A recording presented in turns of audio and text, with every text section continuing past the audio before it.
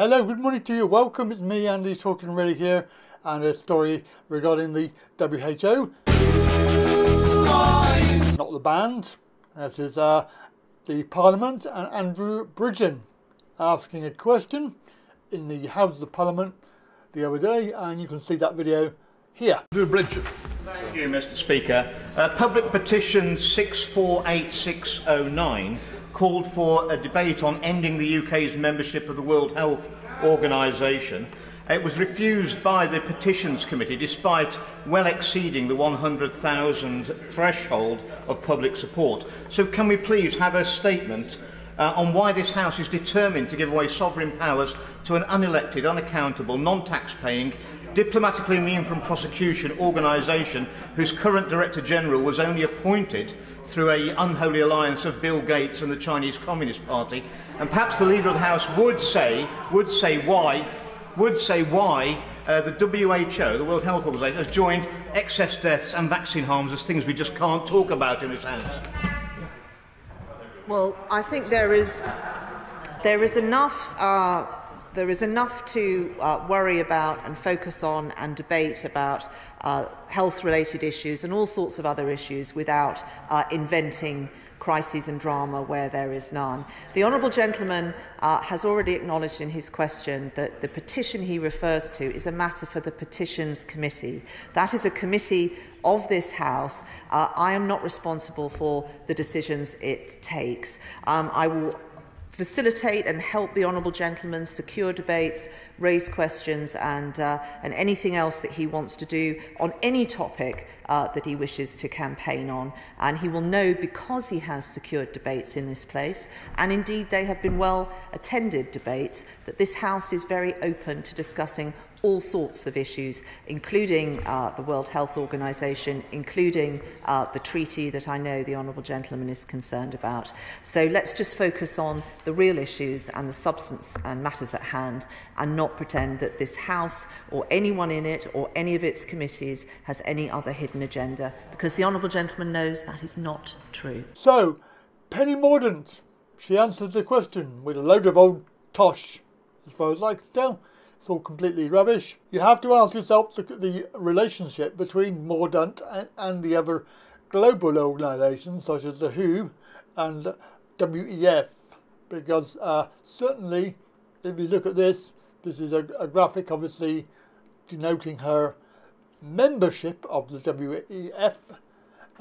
You can argue yourself that she has a vested interest in order to distract you from the truth, and not giving a proper answer, blaming it on the Petitions Committee for refusing to hear it, is a bit of a sidestep, a bit of a distraction, in my opinion. Because if you look at this article, which is in the New Era, it discusses the recent petition with 100,000 signatures that Parliament refused to hold a debate about. And it concerns the World Health Organization's membership. And obviously Andrew Bridgen asking the question is, why are we still a member? And obviously this petition was to discuss that reason, because of their impending amendments to the agreements around the world. They're obviously looking to get more power, and the government are set to just let it go through with no discussion whatsoever.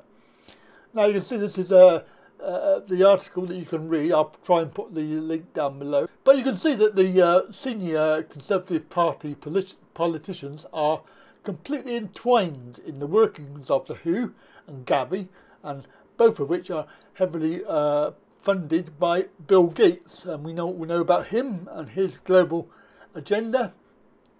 But there are thousands of people across the UK, in fact over 100,000, who have signed the petition for a discussion. And obviously, what's the point of having a petition if you're not going to abide by the rules?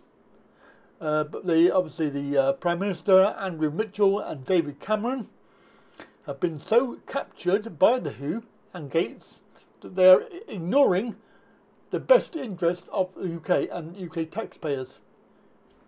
Now, obviously, around about 2 months' time, a critical meeting of the WHO World Health Assembly. This meeting is supposed to finalise the terms of the two agreements, which is the WHO Pandemic Treaty and the upcoming updated International Health Regulations. This is IHR. This is going to be a new treaty part of it that's going to be adding new authority to the WHO. So it might be useful to mention that last year Rishi Sunak, rehabilitation of Andrew Mitchell and former Prime Minister David Cameron, who together they part of the Bill Gates Global Vaccine Alliance, they're committing billions of taxpayers' money to it. It's also noted that it was all only discussed and disclosed in a petition debate about the IHR in December 2023. That Mitchell was the chief foreign office negotiator for the two agreements. And days after Cameron's appointment, the British government hosted the so-called Global Food Security Summit, in which Sunak, Cameron, Mitchell and Tedros, who is the chairperson of the WHO, all toasted the Bill and Melinda Gates Foundation, whilst Mitchell also paid tribute to Tedros. We should note that even parliamentarians are beginning to worry about the integrity of the Medicines Licensing Agency, MHRA, which is in turn in partnership with Bill and Melinda Gates Foundation and the WHO.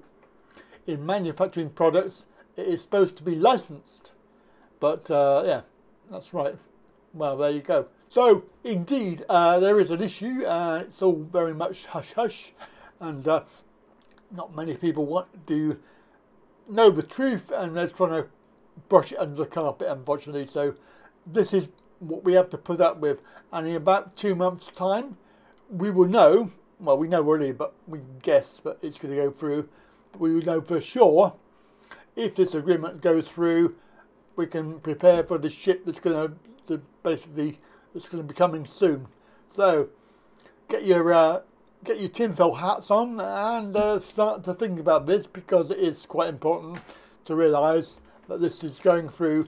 No matter what we say, they're not going to allow a debate about it, and they're certainly not going to discuss it, and also not going to oppose it. So there we go. That's our British government for you. That's it from me. Have a very good day. Hope it was interesting for you. Don't forget, like, share, subscribe. And remember, 70% of people watching these videos do not subscribe. So please do that for me, because it does help out. And also, it does help out with YouTube as well. Bye for now.